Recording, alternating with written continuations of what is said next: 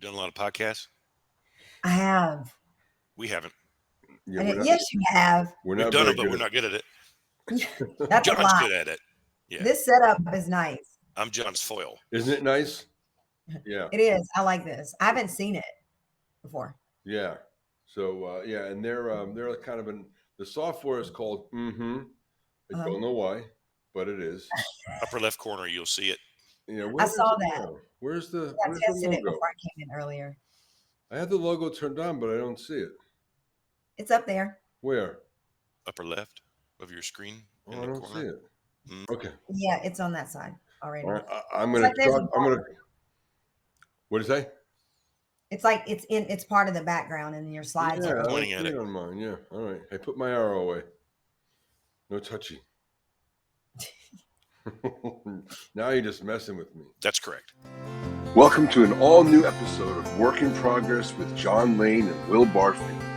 This podcast explores leadership traits under stress with a special guest each week.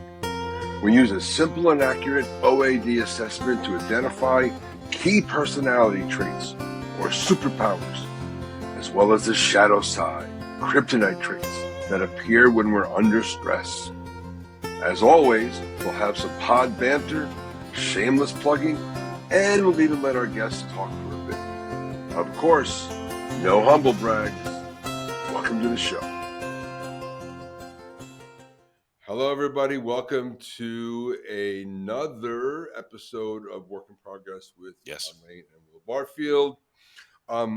We are officially embarking on year 2 of our pod journey. So you are episode 1. So you are S201, season 201. We promoted our 1-year anniversary pod today, the 14th of November. Now, this podcast ain't going to come on until like late January. So everyone get their time machine and go back and see our thing. But Will, happy anniversary to you. Happy anniversary to you, John. I have a very big question. Go. I'm assuming that you two have consumed television shows and whatnot. Have you often found that the second season is better than the first? Often. Or that the first is hard to surpass? Often. Yeah. I think time will tell. We're aiming for average, which is typically what we aim for. We could jump over that bar, I think. Yeah, we do that. Get a running start. A solid average. Listen, I heard a quote the other day and it made perfect sense to me. The world is run by C+ students. Hello. You're winning then, guys. I'm gonna believe that it's true, but I don't know that it's true.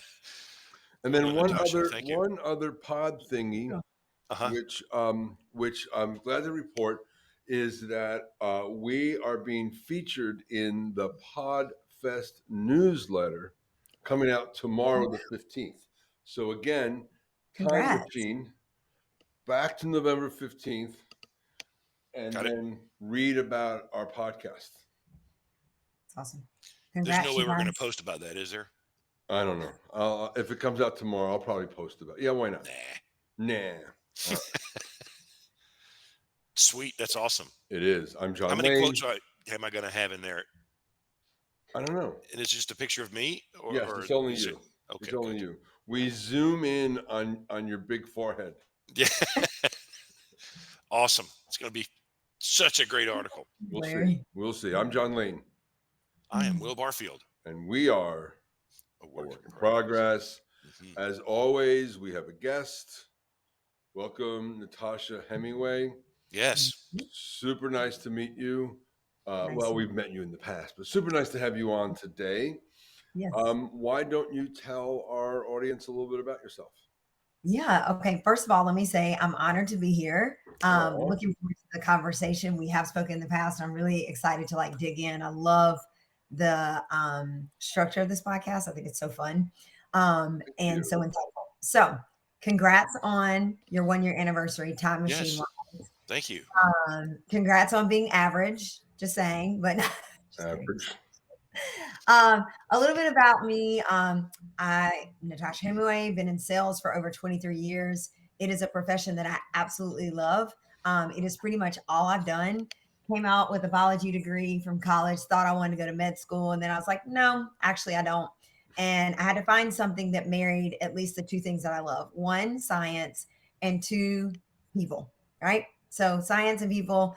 I entered the world of pharmaceutical sales, then med device sales, been a sales rep, been a sales manager, did that for 16 years. In the past 8 years, I've been running my own business. So sales coaching, consulting, and speaking, and absolutely love the profession of sales and still here doing it.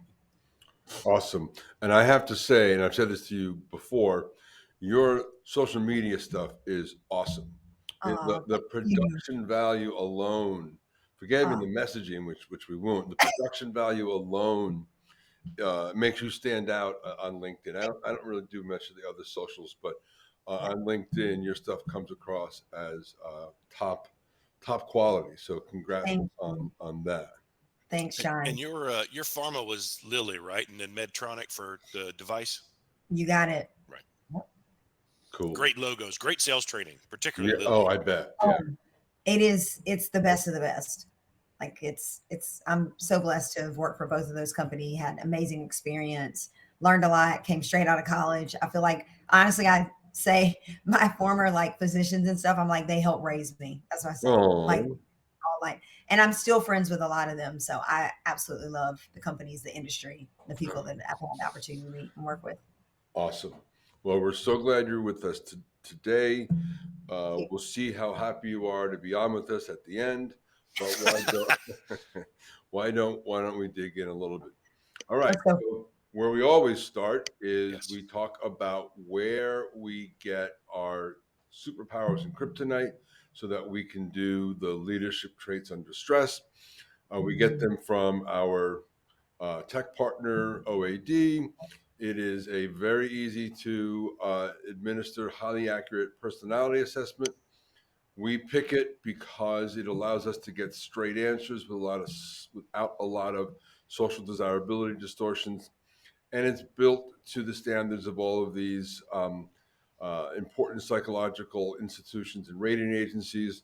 For lay people like Will and I, what we just say is you can trust the data because all those fine institutions have been part of the development of the platform, so we can feel good about it. And then we get to our leadership style matrix, and this is where we begin to introduce some of the concepts. So in OAD, the two big concepts are between generalist and specialist. We call this substance. And so generalists tend to be venturesome, risk takers, delegators of detail, open to ambiguity. Specialists are kind of the opposite of that. Specialists tend to be more compliant and structured. They like to hang on to things longer so that they don't delegate as much. Then we look at socially oriented versus technically oriented. Socially oriented folks are more tend to be open, amiable, easy to trust, optimistic, persuasive sellers. And technical folks are on the opposite side of that. They're more analytical. Their communication style is more direct and straightforward. These guys love to sell. These guys hate to be sold. So we do a lot of our consulting around that. So Will is a technically oriented generalist in the architect quadrant, and he is what we call a developer. I am a socially oriented generalist in the builder quadrant, and I'm a negotiator. You, as you recall, are a socially oriented generalist in the builder quadrant. We've had a lot of them, and you're an influencer. My brother Tom is an influencer, so are a few other guests. So that's how we introduce it. Let's get into this. Will has a question. Oh, yes, I do. You do have a question. You've got to tell us, Natasha, how does it feel to be reduced to a two-dimensional table? Have yourself compressed flat like this into data? I mean, it actually feels nice because I'm like, simplify me, please. Someone. Yeah, and that's a classic profile too. That readout there, John. Absolutely classic. All right, so let's give the treatment. So Okay. we do it a couple of ways. One is we look at, we read it right to left. Things that are on the right tend to be more dominant, onto the left, more subordinate.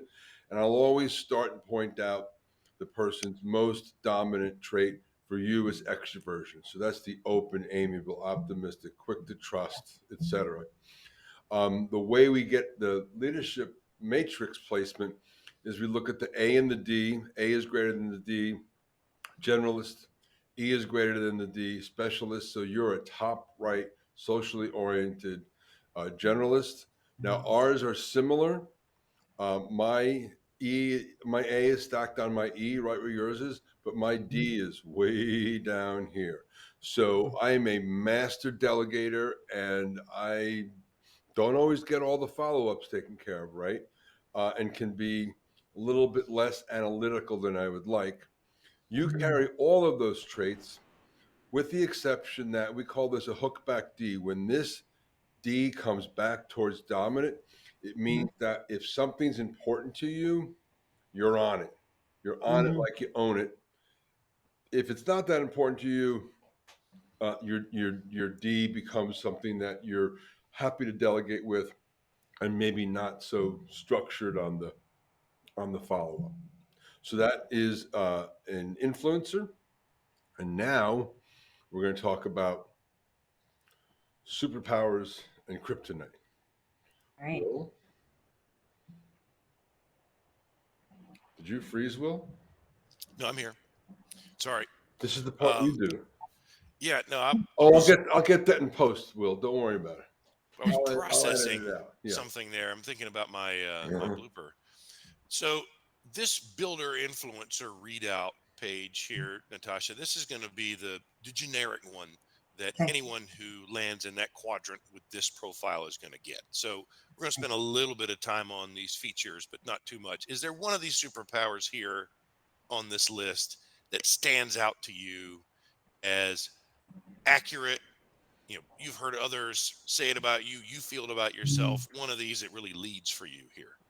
Yeah, optimistic demeanor, like hands down. I like that. That's good. Good selection. And same question to the kryptonite side. You know, weaknesses. You know, when things get tough, is there one of these that you feel like is most reflective? Yeah, I think the one that's most reflective for me is can become too concerned with pleasing others, may overcommit at times. Yeah. I will overcommit, serve people, and sacrifice myself sometimes just to take care of other people because I am a people lover for sure. Yeah. And a servant. Yeah, we'll get back to that. Believe me. No, that's good. We on our anniversary show, again, time machine. Read the post, watch the episode.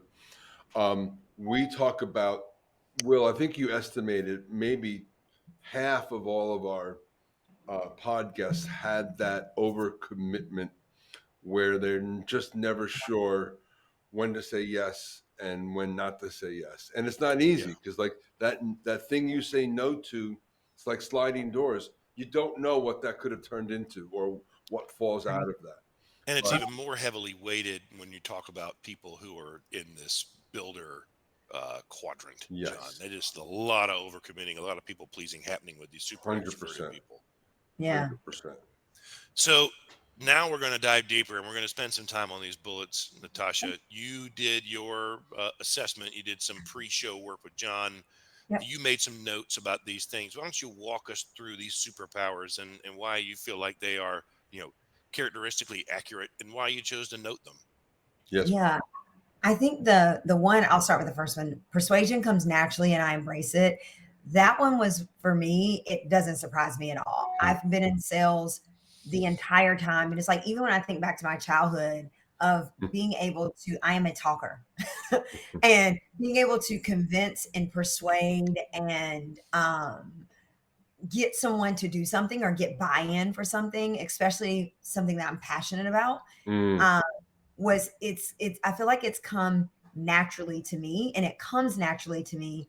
And so it gives me the ability to sell. And it's so funny. Like when this came out, my business has a trademark that sits on the umbrella of sell with heart, not hustle. And I'm like, that is so me. So when I saw that persuasion comes naturally and I embrace it, I'm like, that's me, because it's why I feel like I have a strong skill set in sales. It's why I'm able to really lean into the thing that I'm passionate about. And the persuasion part comes easily because I'm like, if I believe in it and I know it's for the good of someone else, then all I need is to be able to explain that to them, articulate it, and then get them to buy in.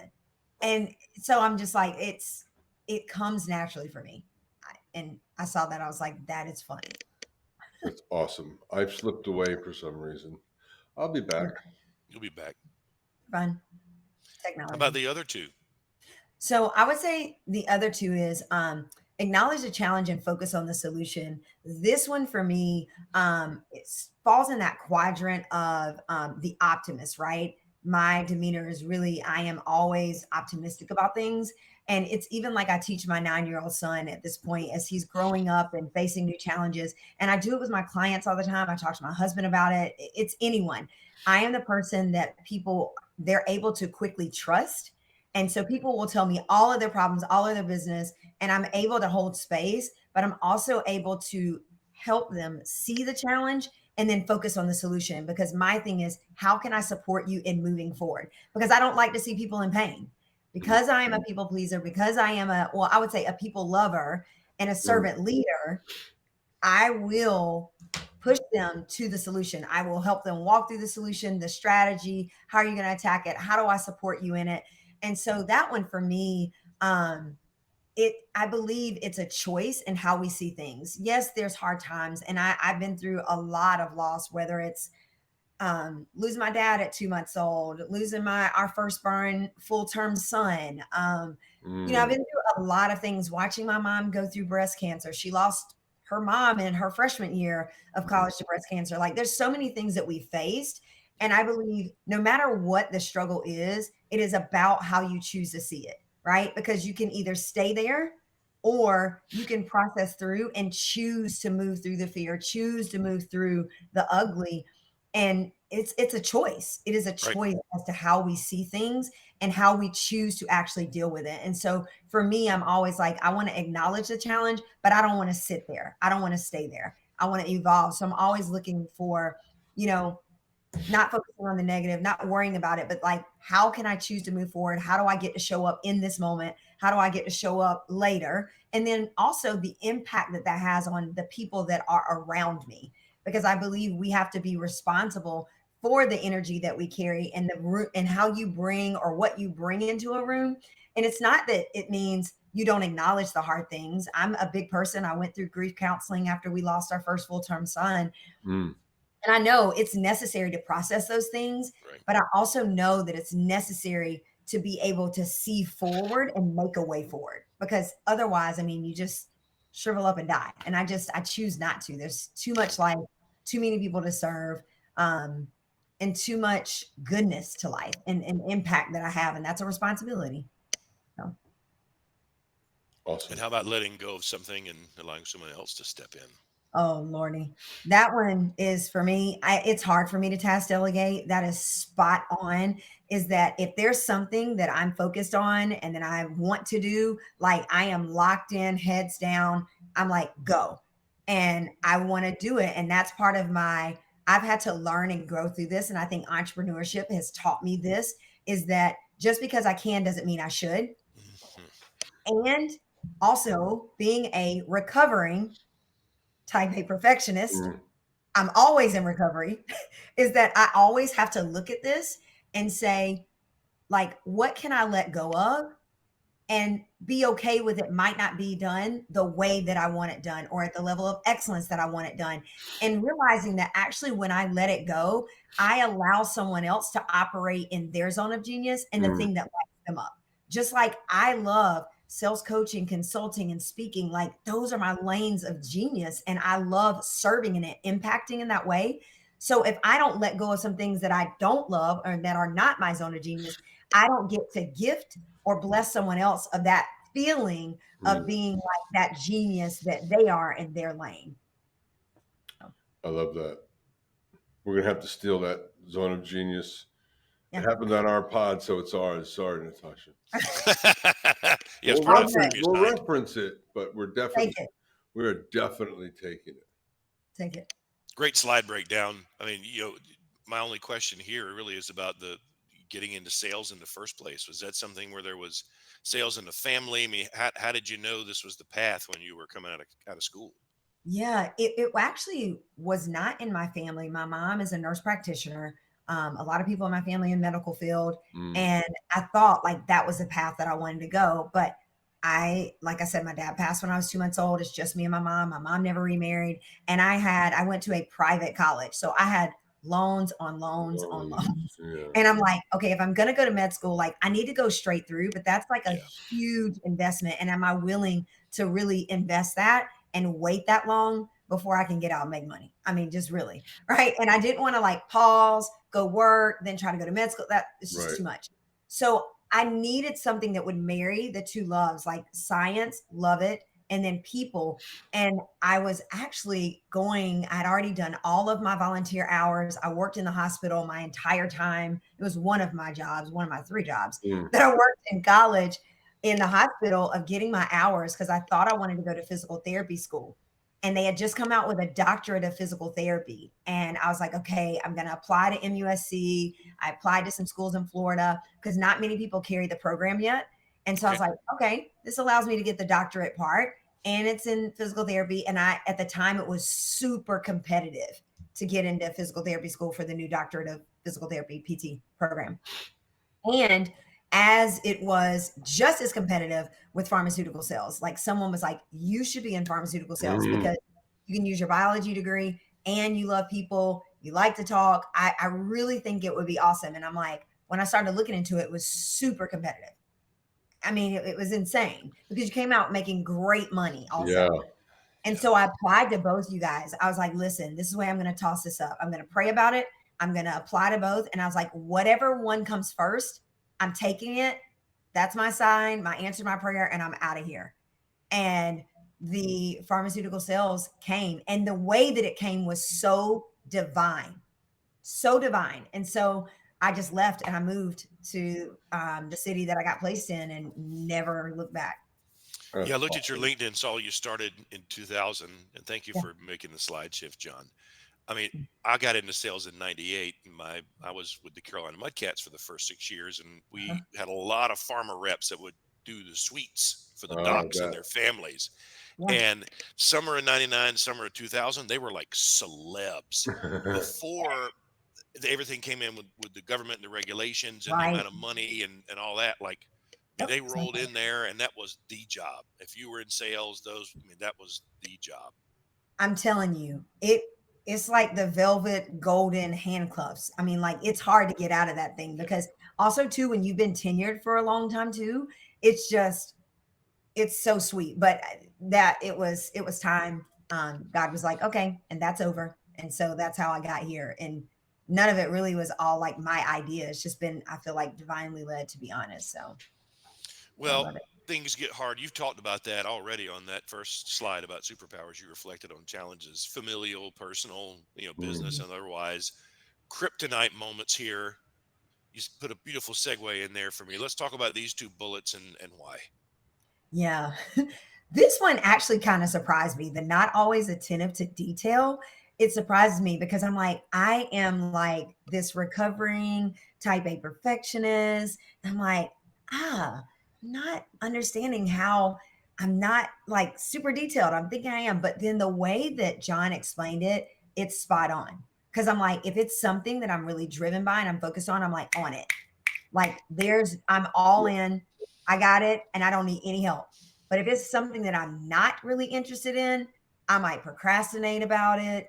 I'm really not interested in knowing all the details. And that is where my delegation skills have gotten way stronger by being a business owner and an entrepreneur. And so, yes, that's true. I'm not always attentive to detail. And especially if it's something that I'm not passionate about or I'm not driven to be focused on, I'm like, and so that trips me up sometimes because and you guys know this as entrepreneurs, consultant, coach. I mean, you have to pay attention to detail. Like, it's like, you can't just let things slip or slide. And so that's always like at the top of my brain is like, don't miss something. Don't let the ball drop. And making sure I'm on top of things. And that's why it's great to have an admin manager. Well, Again, what we've seen with successful folks who come on the pod and others that we meet with is that inadvertently they build systems around themselves to capture the stuff, because they know this about themselves, but if they haven't taken an assessment, they don't have the words to like pinpoint it.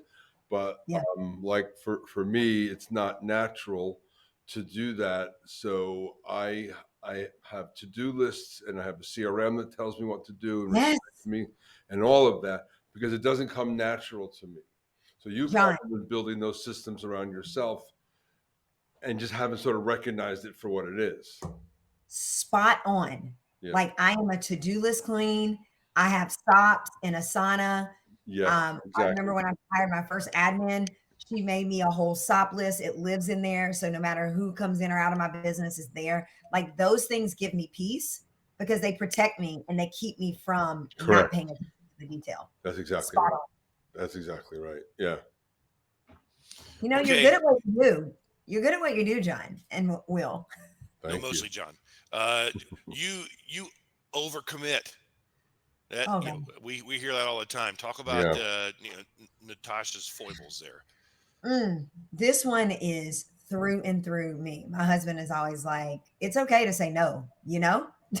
It's okay to say no. And I think part of this of me is just, again, like, I am a person that genuinely cares about people. I am for the greater good. And I am a servant leader. That is my personality trait. And so because of that, I will say, oh, well, I can fit this in here, but I'll be like back to back to back. And I'll be like, oh, well, I can take this call. And so I will overcommit in service of others and end up neglecting my needs. So I might do like a sprint, right, of months of just tackling things. And then I get to it and I'm like, man, I'm really tired. And my husband's like, because you need to slow down. Like, stop saying yes. And I would say, I've gotten better at this, though. I've gotten a lot better at this. And I think part of that is just experience of being an entrepreneur and just really understanding that if I can't take care of myself, and this is hard, though, still, if I'm not taking care of myself, then I won't be able to take care of other people. 100%. That's simple. So I have to flip it that way in my brain. Yeah. And, my wife, who is the owner of our business and my business partner in everything, my life partner in everything that we do. One of the things that she was talking to me about, because I had the same overcommitting issue, was if you're saying yes to one thing, you're saying no to another. Right. And her point was often that, I was at my own risk, right? I was neglecting myself, or it was about her and kids. And it's like, everybody else thinks you're a hero, but what about us? And that's really hard, right? When you're an entrepreneur and yes feels good and you serve others and you put a big grin on their face. But the other people in your life are like, hey, what about me? Will, spot on. Me and my husband have this conversation is that, going out and serving other people, that's great. And it's noble and that's honorable. And he's like, I love your heart. He's like, that's one of the things I wish I could be more like you. He was like, but also don't forget that home first. And that is what I've grown through as an entrepreneur, is realizing my home first, my family first. I tell people all the time nowadays, there's no amount of money that you can pay me or that I will chase after that's going to make me sacrifice my time and my commitment to my family. Yep. Just won't. Nice. Well, and great segue here again. Leadership lessons applied. You went through this assessment. You read the results. We've been through the exercise today, the pod. How do you take what you gathered? Some of this probably reinforcing things you knew. Some of it maybe uncovering things you hadn't thought about in a while. But how do you apply what you've gathered with us to make yourself a better leader in your own business and with your clients in the community, et cetera? Yeah, I think the big one that it reminded me of what I need to continue to do is to be willing to delegate, be willing to let go of things and let someone else be in their zone of genius. Because it also means I get to bless someone financially. Like if it's my business and I hire someone that can do something better than my team, like great, I'm blessing someone else. So give them that opportunity. So staying in my working zone of genius has been a big thing. And I just actually took, I went through this course like exercise for a consulting firm that I work with. And that was one of the things is knowing your working genius and how to work together as a team.